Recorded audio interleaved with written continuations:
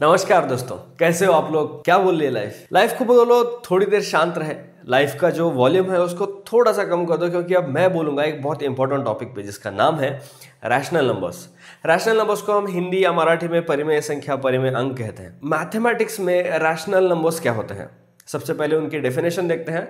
उसके बाद मैं कुछ एग्जांपल्स दूंगा और तुम्हें कुछ फन फैक्ट्स भी बताऊंगा रैशनल नंबर्स के बारे में। चलो तो फिर लेक्चर को शुरू करते हैं। दोस्तों, ये है रैशनल नंबर्स की डेफिनेशन, ये है रैशनल नंबर्स की जो व्याख्या है। इसे हिंदी में परिमेय संख्या कहते हैं। अब देखो, हमारी डेफिनेशन हमें क्या बोले, नंबर्स मतलब ऐसे numbers that can be expressed in the form of p by Q, right. ऐसे नंबर्स जिन्हें हम p बाई क्यू के फॉर्म में लिख सकते हैं, जहां पर p एंड q ये दोनों number both are real numbers. अगर हम किसी नंबर को p डिवाइडेड बाय q इस फॉर्म में लिख सकते हैं, जहां पे p एक रियल नंबर है और q भी एक रियल नंबर है, और q is not equal to 0, they are called as rational numbers. अब यहाँ पे Q 0 होगा तो क्या होगा, मान लीजिए हमारा जो नंबर है वो P डिवाइड बाय Q है और Q 0 है, तो मतलब P डिवाइड बाय 0 हो गया। तो ये जो नंबर है ये है इनफाइनाइट, राइट। और इन्फिनिटी को हम डिफाइन या फिर पिन पॉइंट नहीं कर सकते कि वो यहाँ पे होगी, या फिर हम उसे इन्फिनिटी को नंबर लाइन पे एक्सप्रेस नहीं करते।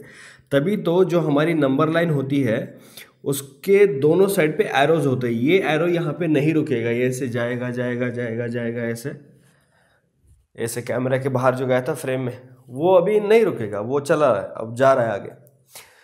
तो ये इस एरो का जो हेड है वो मान लीजिए इन्फिनिटी है, और हम इसको पिन पॉइंट नहीं कर सकते, इसलिए इसका कोई मतलब नहीं है।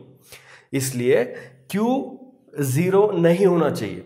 तो ऐसे नंबर्स जिन्हें हम p डिवाइड बाई q के फॉर्म में लिख सकते हैं, जहां पे q 0 नहीं है और ये दोनों रियल नंबर्स, उसके साथ इंटीजर्स भी होने चाहिए। कई अलग अलग टीचर्स आपको बोलेंगे कि ये सिर्फ रियल नंबर्स होने चाहिए, कई टीचर्स आपको बोलेंगे कि ये इंटीजर्स भी होने चाहिए। मैं आपको दोनों में फर्क बताता हूँ, ठीक है। हमारे पास अगर p डिवाइड बाई q, इसमें कोई ऐसा नंबर है 2.2 डिवाइड बाई 3.3, ठीक है। ये इंटीजर नहीं है, लेकिन हम इसे इंटीजर में कन्वर्ट कर सकते हैं। जैसे हम अगर इसको डिनोमिनेटर और न्यूमरेटर दोनों जगह पे 10 से मल्टीप्लाई करेंगे तो ये 22/33 आएगा। इसको हम फिर से 11 से डिवाइड करेंगे तो ये आएगा 2 डिवाइड बाई 3। ये हो गया हमारा फाइनल p बाई क्यू वाला फॉर्म।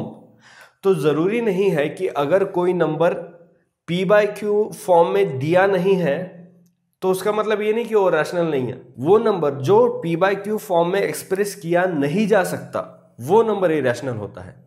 अगर आपको ये नंबर दे रखा है कि 5 डिवाइड बाई 10, ये standard p by Q form नहीं है। इसको 5 1 जा 5, 5 2 जा 10, 1 डिवाइडेड 2, 1 डिवाइडेड बाई 2, ये इसका standard p by Q form है। और हमारे पास जब ऐसे भी नंबर होते हैं, जैसे नॉर्मल हमारा नंबर हो गया 5 हो गया, -10 हो गया, 7 हो गया, ये जो नंबर्स होते हैं इनका p बाई क्यू फॉर्म क्या होता है, 5 का हो गया 5/1, -10 का हो गया -10/1, 7 का हो गया 7/1। ये इनका standard p by Q form होता है। तो जो इंटीजर्स होते हैं वो सारे रैशनल नंबर्स होते हैं, चाहे वो पॉजिटिव इंटीजर हो चाहे वो निगेटिव इंटीजर हो, और 0 भी हो, ठीक है। ये सारे रैशनल नंबर्स हैं। उसके बाद जो फ्रैक्शंस होते हैं, ऐसे फ्रैक्शंस जो रुक जाते हैं एक जगह पर, वो होते हैं रैशनल। मान लीजिए, या फिर हमें पता होता है कि उनका पैटर्न क्या है। मान लीजिए हमारे पास 2/3 एक फ्रैक्शन है, ठीक है। अगर हम इसका डेसिमल फॉर्म में कन्वर्ट करना चाहेंगे तो 2 3 से छोटा है, इसलिए हम पहले 0 से डिवाइड करेंगे, सॉरी 0 का क्वोशंट लगाएंगे।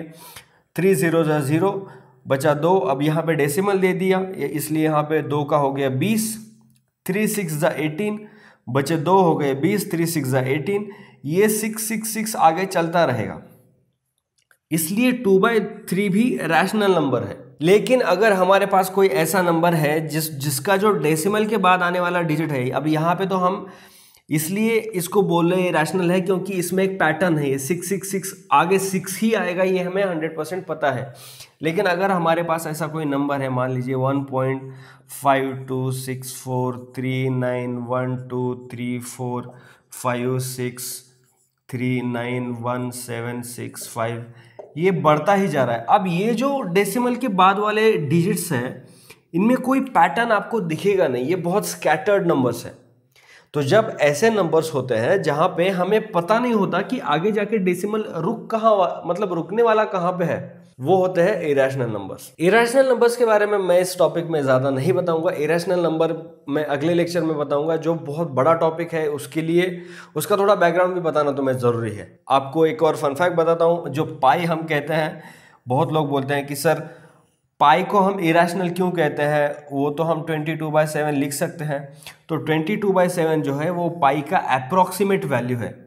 22/7 पाई की करेक्ट वैल्यू नहीं है। जो सर्कल में हम, सर्कल का जो सर्कमफरेंस होता है उसको हम 2πr से कैलकुलेट करते हैं, तो वो जो पाई है उसकी अभी तक कोई भी एग्जैक्ट वैल्यू नहीं कैलकुलेट कर पाया है और कर भी नहीं पाएगा, क्योंकि वो पाई की वैल्यू ऐसी आती है, मतलब ये नहीं, इस फॉर्मेट की आती है जहां पे डेसिमल रुकता ही नहीं है और फिर कोई पैटर्न फॉलो ही नहीं करता।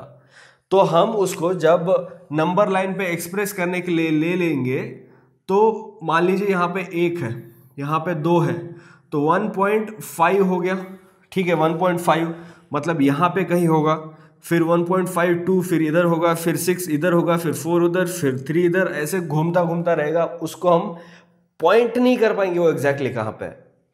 जो ये है 0.666, उसको हम 0.66666 ऐसे एक ही जगह पे घुसता जाएगा, वो हम बता सकते हैं, क्योंकि हर वो जो छोटा पार्टीशन हो रहा है, हर वो जो 10 पार्ट्स हो रहे हैं, उसमें एक ही जगह पे फिक्स, वो 6 में ही नैरो डाउन होता जा रहा है। तो हम नंबर लाइन पे जिन्हें बहुत अच्छे से पिन पॉइंट कर सकते हैं वो सारे हो गए रैशनल नंबर, जिनको नहीं कर सकते वो हो गए इरेशनल नंबर्स, ठीक है। इरेशनल नंबर्स के बारे में मैं एक डिटेल में आपको अगले लेक्चर में बताऊंगा। रैशनल नंबर्स में मुझे नहीं लगता इससे ज़्यादा कुछ बताने लायक है।